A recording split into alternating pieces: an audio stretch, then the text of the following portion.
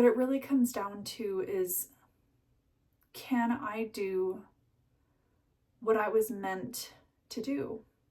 I have been trying to figure out what I want to do and who I am for what feels like the longest time. I was on this one career path before, years ago, and it culminated in me starting business school. And I quit business school after one semester. I was in a full-time MBA program in California, and I quit after one semester. Okay, I had to turn down the light on my ring light. This is my first time doing this, for anyone who can't tell immediately. Everyone talks about how you can be in one career track and you reinvent yourself, but even that sounds so neat. Like, it's like somebody who goes from being a lawyer to working in startups or something. Even that sounds like such a polished transition to make. But nobody talks about when you go through the tunnel and you're trying to figure out who you are again. And there's no blueprint for you. Nobody in your family has done this before. I do believe that we come with a purpose. There's something that our spirit wants to experience on earth. And sometimes part of your purpose can be to get onto that path. That's been true for me, certainly, because I was not raised in conditions that really let me figure out what that path was going to be for myself. I quickly had to slip into one role, and then years later, as an adult, I had to be like, there was literally a moment as an adult where I was overcome with this feeling that I was living this life that was not even mine. But nobody talks about how hard it is, how lonely it is once you've left everything behind and you've started over to figure out what you actually want to do. Like, what if you don't know? What if it doesn't come to you immediately? I've tried so many ideas over the past couple of years, and they haven't worked out. And I'm not giving up, but I'm still frustrated. I'm glad that those ideas didn't work out. It's like all of these things can be true at the same time. Whenever I tried to do them, and this is a hallmark of an idea that's really obviously not meant for me, I get burned out. If something in a short amount of time is burning you into the ground, it's probably not what you're meant to be doing, at least right now. So I'm really creating this because I want to have a space for myself where I can feel safe to be messy. And I don't know if I have that space. And that's kind of heartbreaking. I don't even know if I have that in my own home. I live by myself, which is amazing. I have my cat with me, who is my source of unconditional love and acceptance, but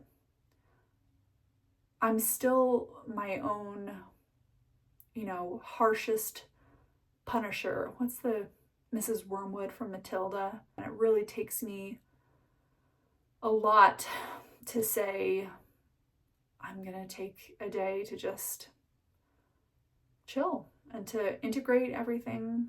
And it's hard. I'm in a new city. I don't know a ton of people yet. Something that I think would help me a lot in integrating is if I had spaces to be with friends and to be in nature. What I really miss are those shared group activities where you just connect with people and your brain's kind of in the background going, yeah, I'm processing information, I'm thinking through things in a way that feels healthy and balanced. And that sense of community, I find myself wondering, am I ever gonna have that again? It took me so long to build. And so that brings me to where I am right now, which is just wanting to share this moment with you, whoever you are watching this. Thank you for being in this space with me. I was thinking to myself earlier today, I feel like I've tried everything but just being vulnerable. And I also know that I'm never going to give up on my creativity because that's who I am. Even if my life, it really pushed creativity to the corner because of everything I was trying to do and the jobs I was trying to maintain and all the accomplishments I was trying to achieve in school, I'm never going to give up on my creativity. I write every day. And that's probably my most healing, sustainable creative practice for sure, by the longest mile. But I'm tired. And I'm stressed. I'm stressed trying to figure everything out. And I just wonder where to go from here. Maybe you can resonate at all if you've started something new, if you've moved to a new city by yourself, if you're thinking about making a big leap. And I hope it is easy for you if you do that. But I just want you to know that if it's not, you're not the only one who's feeling that way.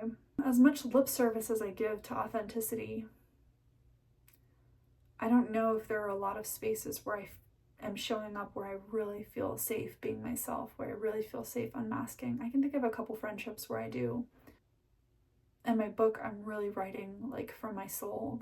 That's coming in. That's being downloaded. I'll have to think of creativity as downloading something from the universe, or what was that quote from Michelangelo about like chipping away at the sculpture that was already in the rock? I've been thinking about Michelangelo a lot, actually, because he said some really funny stuff about creativity that you wouldn't necessarily attribute to one of the most famous artists of all time. When he was painting the Sistine Chapel, he said he didn't identify as a painter, he identified as a sculptor. And he said, "This painting is dead." And he wrote poems about how tortured he was and how miserable he was and how bad it was, and he tried to quit and all these things that we don't see. I wish they taught us that. I wish they taught us that in school. When we learned about all these famous people, just how much they struggled with their creativity also. I know I'm not alone in that either. It seems like there's something almost intertwined at the deepest level between being a creative and struggling. And I'm not talking about the tortured artist archetype or the starving artist archetype. Those are all things like the reliance on substances and the impoverished artist status. That's not what I'm talking about, because I think those are all archetypes that are on their way out, and a lot of people are doing amazing work at ushering in new ways of being for artists. But what I am talking about is it's this dance in the mind. I feel like I can see it. It's like these forces that are like create. It's like the pull and the push, to create and the destroy. That must be what it is. Just the forces of the cosmos balance each other out. And so whenever you have a part of you that's creating abundantly, there's also a part that is pulling back against that. I don't know. Maybe that's just how it feels in my mind. I really love you. I know that sounds strange to say, because if you're watching this, we've probably never met. We may never meet. But I'm just feeling so much love. And it's just pouring out of me. It's coming out of me towards you. What I want most deeply is to just feel like I can be myself, to be comfortable with all these feelings that I have of self-doubt, of insecurity, all these strong creative desires, all this intense yearning to build something beautiful and to bring other people into that beauty. But at some point, where are you struggling to uphold this perfect ideal of yourself? of who you are. Because I see that perfect version of myself. And whenever I use the word perfect, the alarm in the back of my head starts to go on, and it's like, interesting. Where could I be allowing the messiness of what I have going on right here and right now? That's probably the biggest struggle for me, is allowing things to be messy, allowing things to be imperfect, allowing things to be uncertain, allowing. I want to end this by saying today is daylight savings time, and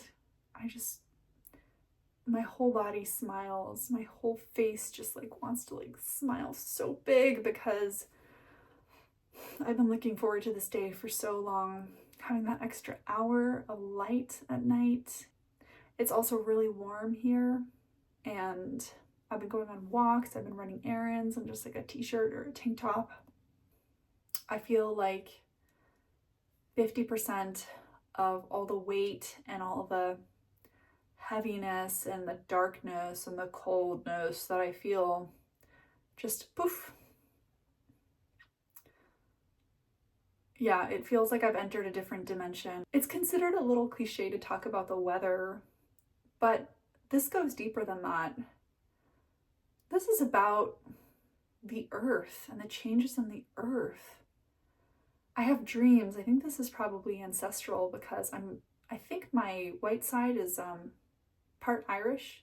And I know that the Irish had magnificent festivals. Maybe they still do, I don't know. Had magnificent festivals to celebrate the changes in the seasons, like Beltane. And there's part of me that desires that so deeply. Like, how magical would it be if I could go outside and walk to a festival where it's like, yay, we're celebrating daylight savings time, and there's people playing music, and then the same thing happens again in the spring, like for the spring solstice, which is another one of the most magical days of the year, and then summer solstice, and then my birthday. It's really just the next few months, I just feel are going to be lighter than the last few months were, if for nothing else than just for the heat and warmth alone. And I hope that you, wherever you are in the world, are finding your own ways to find that warmth, to connect with the sun, to hear the freshness and the aliveness in the earth, whether it's noticing flowers that are growing or hearing a stream pass by. And I am wishing clarity, I'm wishing beauty, I'm wishing gentleness and softness, I'm wishing safety and coziness to my heart, to your heart, to our hearts. And I'm wishing you well.